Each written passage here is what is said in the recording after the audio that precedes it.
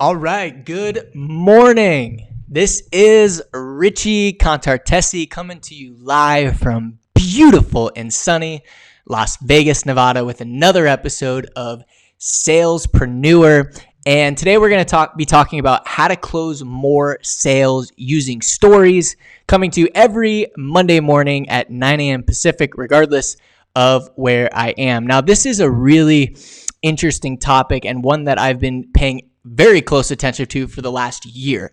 And there's so many marketers out there and sales trainers out there who are teaching how to use stories to close more sales.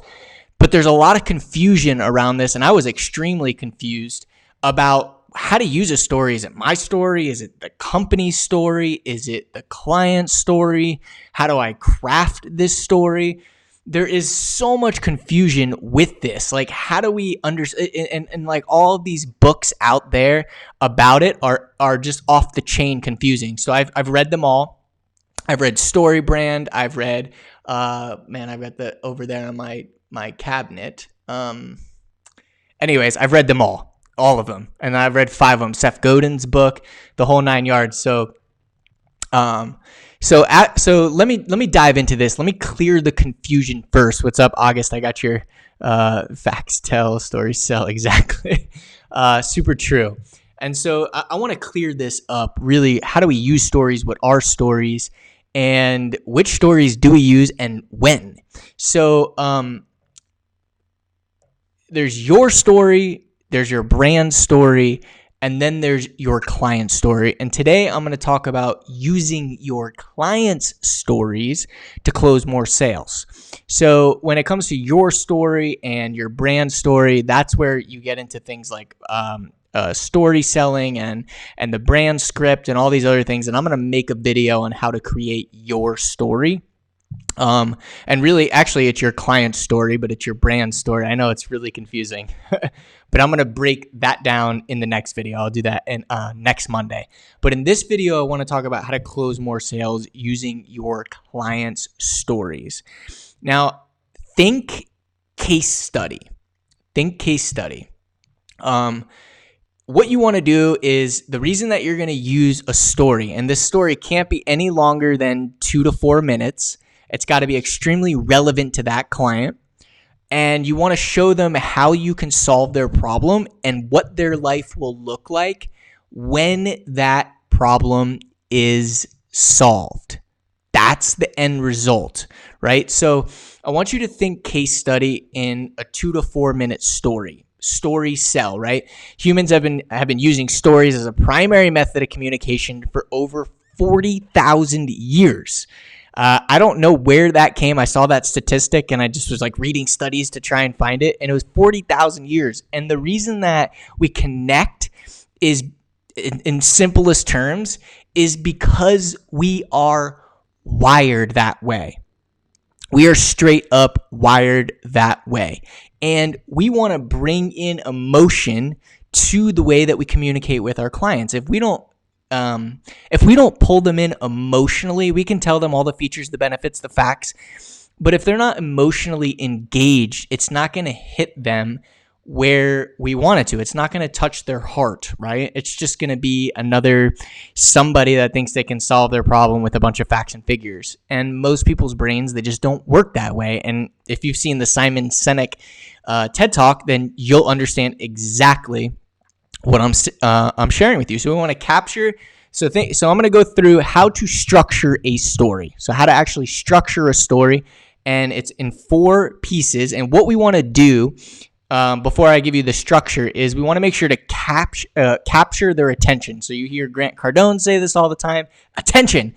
Like, we want to go ahead and capture their attention, right? We got to build trust and rapport. So as you're going through the structure, think about that, building trust and rapport. We want to motivate them to take action. And then we want to create context around the data or the numbers or the facts, and make them super interesting and relevant, right? And then the last thing is we want to transform beliefs and change behaviors, right? So there's actually a change formula that I learned from one of my business coaches, and I think it's super interesting. And whether it's on your website, you're communicating it, how do we create people, or how do we move people to change, right? It's easy to be complacent and say, what I'm doing right now, well, if I make a change, I'm going to make mistakes. So it's really easy for people not to change and to stay complacent. Like, that's just the way it is. So my business coach gave me this formula, and I would definitely put this somewhere, right? So pain plus or times vision plus first step is greater than resistance. So let's talk about that for a second. So we identify their pain, and then we talk about where they want to go, their vision. We provide them a first step plus first step. As long as that right there is greater than resistance, somebody will change. They'll take action on your site. They'll take action on your product or your service. They'll inquire. They'll fill out a form. They'll take your quiz. They'll, whatever it is, whatever action you want them to take, if you can create that using that formula, greater than resistance, then they'll move. They won't stay complacent. So that's what we want to focus on while telling the story. So let me break down the structure of a story. Absolutely, August. Absolutely. So what is the structure? So the first thing that you want to do is you want to set the scene. And this is like the Disney formula. Disney tells the absolute best stories. Like they do. And so this is the structure. In simplest terms, four pieces on how to tell a story. The first one is you want to set the scene. Descriptive, explain where they are at, what they're seeing, what they smell, what they feel, what you see, everything that you would need to set a scene of a story. The second thing is there's got to be a villain. There's got to be a villain. And the villain can be multiple things. It doesn't have to be a person. It could be decrease in sales. It could be management change. It could be, not being able to grow their business. It could be, there's so many different things the villain can be. It just doesn't have to be a person. In a movie, it can technically be a person, right? That's what we're so used to. The third piece, and then I'm going to kind of draw this out for you. The third piece is the hero. So this is the hero. And this can be a person, it can be an act, or it can be an idea. So it could be like, oh, and then we figured this out. Or then here comes the guide to take them to where they want to go, right? Or it could just be an idea, right? Like we had this idea, we implemented the idea, and boom. And then, so the first step, set the scene. The second step is you need a villain. The third step is you need a hero. And the fourth step is you have to tie up all the loose ends. And this is where people at the end of a story will go to you and be like, what about this thing? Or what about this person? Or what? So you don't want that. You want to make sure you tie up all the loose ends. And so on my website, under the sales keynote page, I have a case study towards the bottom or middle bottom of the page. And it tells the story, right? It breaks it down into challenge, action, and results. And it tells the story of a particular client that I worked with who was having trouble. They were 20% or 24% below their goal. They couldn't get up to their percentage of goal. They were struggling. People kept telling them their price was too high. Their company was giving them goals that were unattainable. And then they found Richie. They found me. And I came in and I helped them implement my framework and process and systems that they can use to be successful. And in 1 quarter, they increased their sales by 20%. Everybody on the team was able to make a bigger impact. They went from 76% of goal all the way to 96% of goal. And the bottom line is everybody was able to make an impact. So that is the structure of a story. I just told it to you. So set the scene. There was a villain. There was a hero, right? And that was the guide. And then I tied up all the loose ends at the end. And so it's that simple. I don't think that took me but a minute. I don't know exactly how long it took me. But that's all that you need to do. And obviously, it can get better, and it'll get better, and you'll work on it. And you got to have different stories for different clients and different situations and different products and different services. But don't get overwhelmed with all of that.